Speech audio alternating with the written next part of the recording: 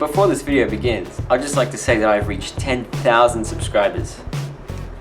10,000.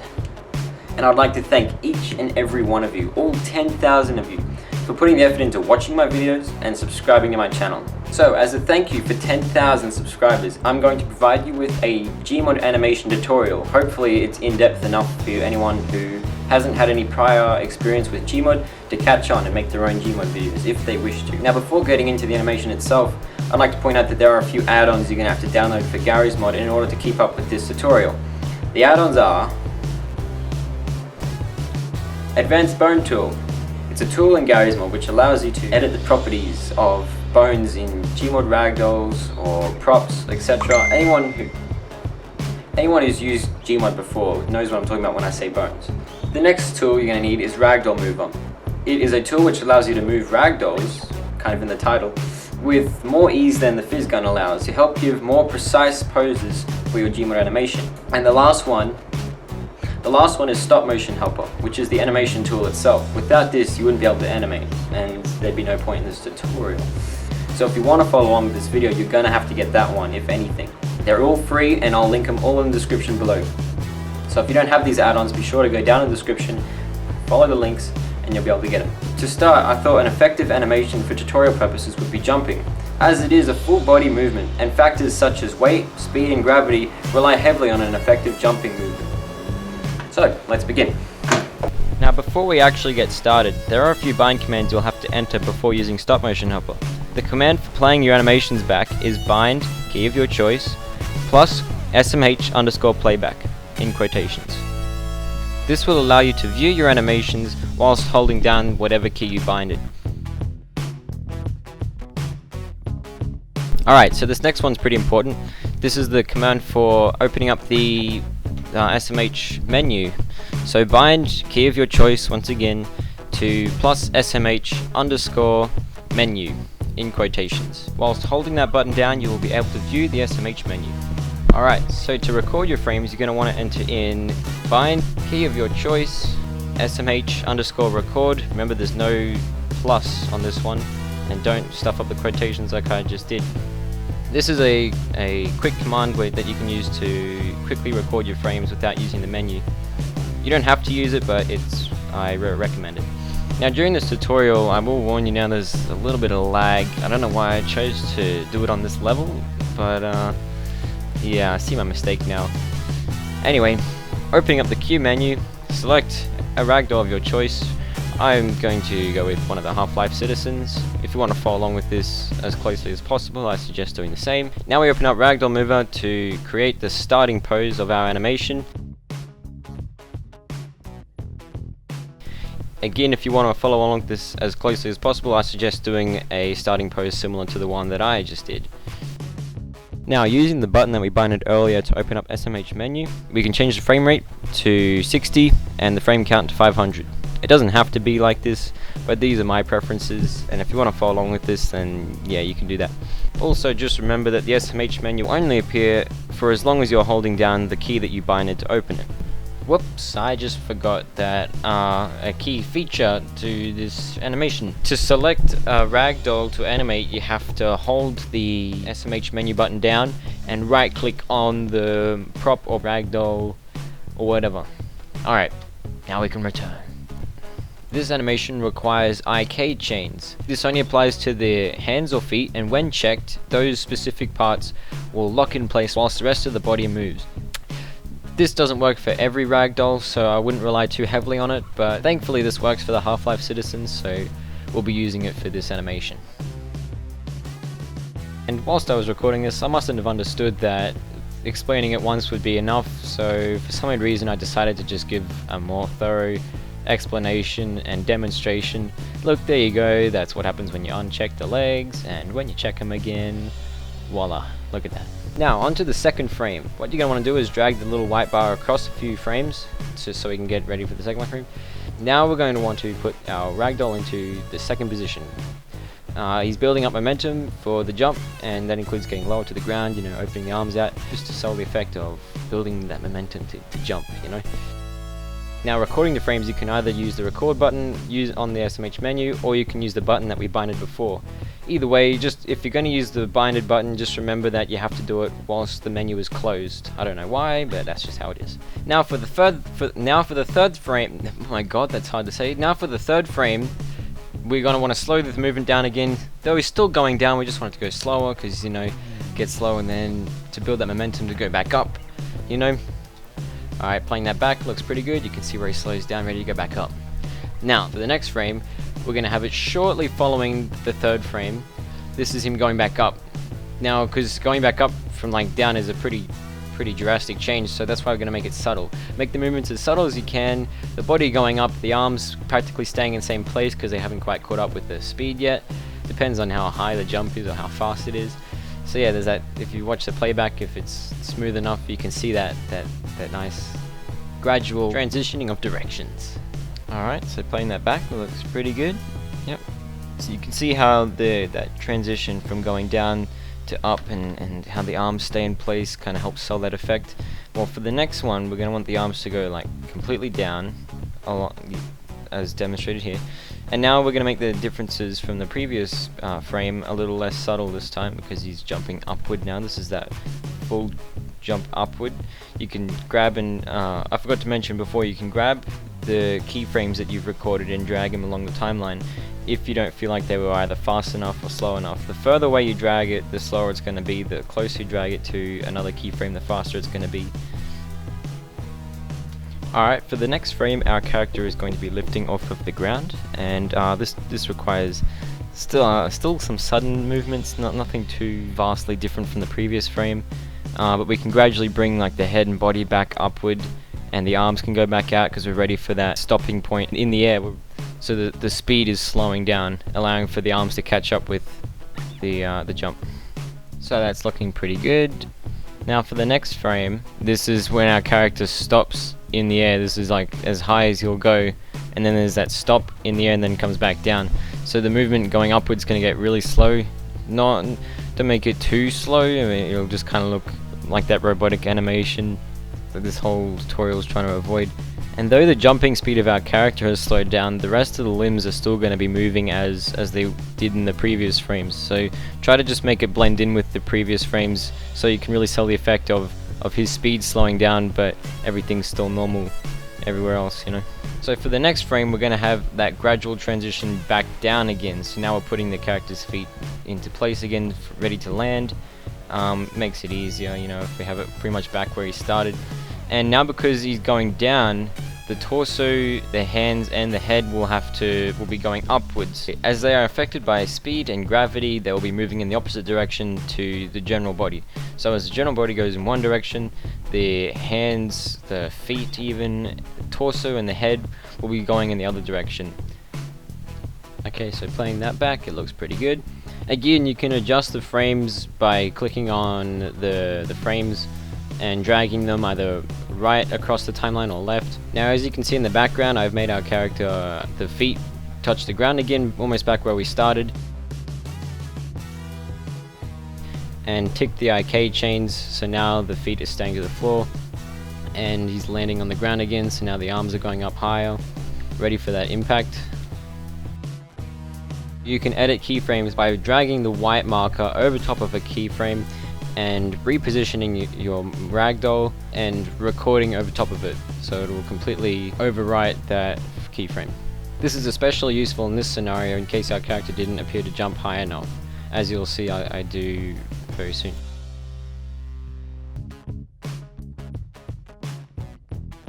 Alright, good. After adjusting the height to something that looks better, we can now record over top of the old keyframe, and yeah, now our character appears to be jumping now our character appears to be jumping higher. Alright, after you've adjusted the height to whatever suits you, we're going to move on to the impact now. The impact breaks the speed our character gained whilst coming down to the ground. And for the next frame, we're going to be ticking the arcade chains, and now our character has landed, so now he's coming back up. And like before, the torso, the head, the arms all go in the opposite direction because they're catching up with the speed. If you do a jump right now, I mean, it helps. I usually, when animating these scenes, I usually act out the movements as well and take note of how I react. It's a really simple and effective technique, if you can call it that that I highly recommend using or doing for Gmod animation, or just any animation in general. Anyways, back to this animation. You can see our character has now gotten back up from landing, and that means the head, the torso, and the arms now going back down. Everything's going back to normal after the jump, and pretty much this is the end. You can do whatever you want after this frame, and that's pretty much the jumping animation after that. Now, just so you know the true extent of this animation tool, I've gone ahead and recorded what you can do with Advanced Bone Tool, and animating with Advanced Bone Tool, and animating with color, and face poser. All three of those things are compatible with this tool. You can animate with face poser, you can animate with Advanced Bone Tool, and you can animate with color. And you'll see them demonstrated right here.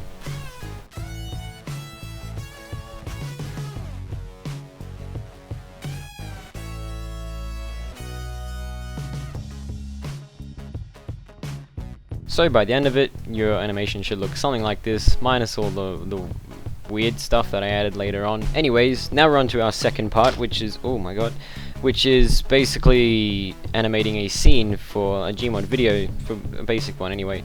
And what it is as well, I'm gonna speed this one up because it's not really important. We covered most of the important stuff in the previous segment, but this one's basically having two animations, so two different objects animating simultaneously. And basically what that is right clicking on one animation, sorry, right clicking on one character, and that one character will have his own time limit after when you right click on him, when you right click on him, and another object or character, when you right click on them, will have their own timeline. They all go on a separate timeline, but it's still on the same timeline in general. So there's like a god timeline at the top, and they both kind of run separately along that same timeline, but in a way that makes it easy for you to edit them separately, you know? There's a whole Gmod timeline animation conspiracy theory, but I'd rather not get into it in this video, if that's okay. The trick to animating two things interacting with each other is that you use the white marker to hover over one frame on one timeline of one animation, and you keep the marker there, and then you right click on the next ragdoll or model or whatever you're animating, and the white marker should still be on that frame, so then you can just record whatever on that frame, and it should sync perfectly with the other animation set, the other timeline. And basically that's all there is to simultaneous animation. You can also animate cameras just like you can animate pretty much any other model. Just make sure that you are pressing the button that you use to access the camera view, and then press the SMH playback button and record your animation through the camera. Alright, this little part allows you to see what the ease in and ease out features on SMH allow you to do. So for an example of this feature, I'm just going to use the character waving, and you'll see why in a minute. Also, you can duplicate frames by simply middle clicking on them and dragging them across the timeline whilst holding down middle click or mouse 3. Greg? So when you look at this animation back, it looks robotic. It doesn't have that organic effect to it. And basically what this feature does is, when you select a frame, we're going to select the middle frame, so when the hand's up in the air, like all the way up, you can change the ease in to anywhere from 0.0 to 1, and the same with ease out. And basically what this does is it smooths the transition of the frame that we are editing.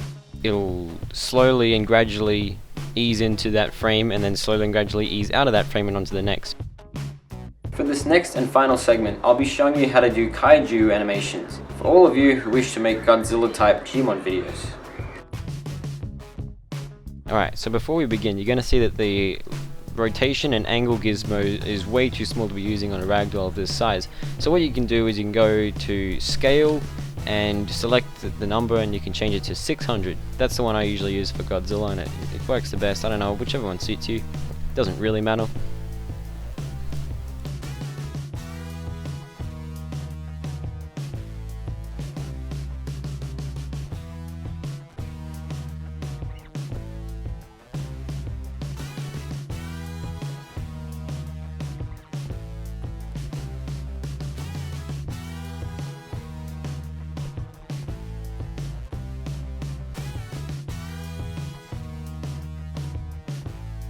So once we have our starting pose, we can now go ahead and change the frame rate to 60 and the frame count to 500.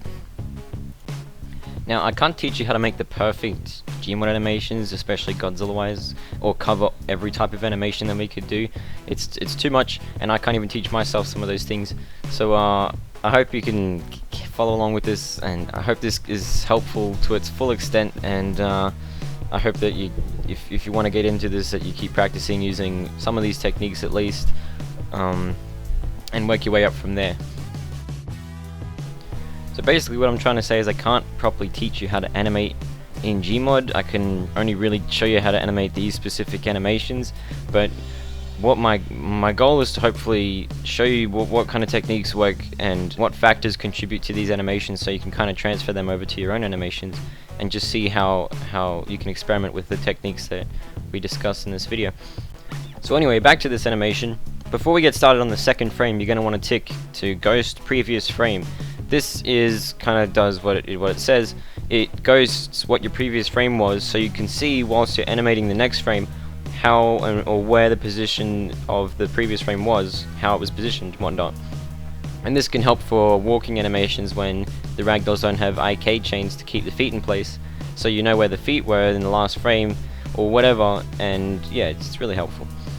Also, there's a setting for ghosting next frame, so if you want to work on a frame that you've already done and there's frames after that one, you can go back to that one and edit it whilst looking at what the frames before it and the frames after ghosted, and the frames before will be ghosted in red and the frames after will be ghosted in green, just for better identification. And yeah, they can be really useful. So yeah, I recommend using them, especially if your ragdoll doesn't have any IK chains. Anyway, so looking back at our animation, you can see that the feet stay in place after our second frame, and that's because I used the ghosting setting, or the ghosting feature, and I found out where the feet were placed in the last frame, so I could sell the effect of walking.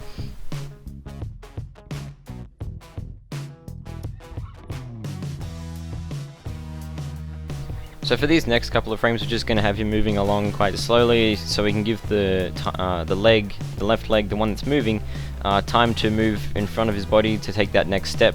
And then later on we're going to have we're going to be changing his direction from going across to downwards and across, so now he's getting ready to take that step, and you'll see very shortly. To give the best effect for a kaiju such as Godzilla walking in this scenario, I find it best to animate as much bones as you can for each frame. So if you can keep the back, any parts of the back, the lower back, upper back, middle back, nickel back, any one of them, if they're always on the move, it'll sell the effect a bit better. But you got to make sure they're all moving with his walking movement or whatever movement he's doing. You don't want to just have any random movements. So since he's walking downwards now, the backs, all three of the backbones are going to be going up slightly to kind of adjust with gravity and then the speed of his movement.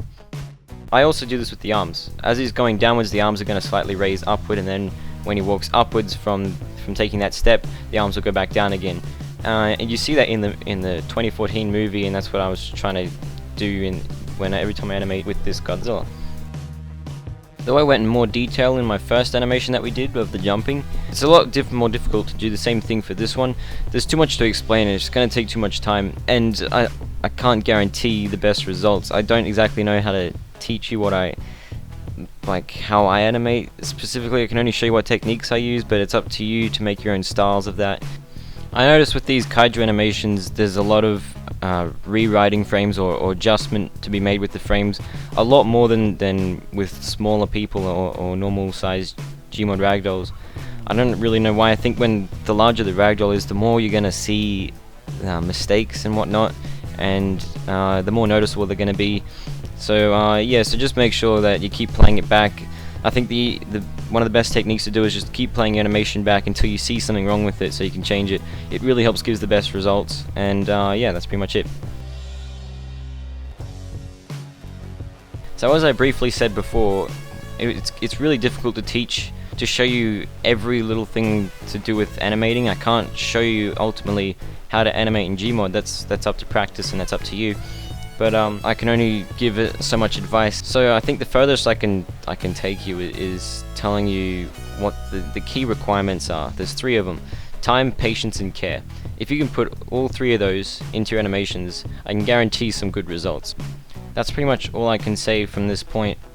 This animation that we're doing now is already too much to explain in detail, and given the amount of time I want to fit this video in.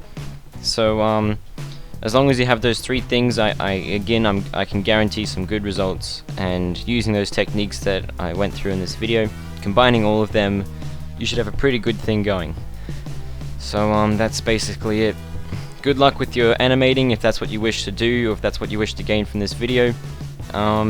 Thank you all for 10,000 subscribers, and I'll see you next time.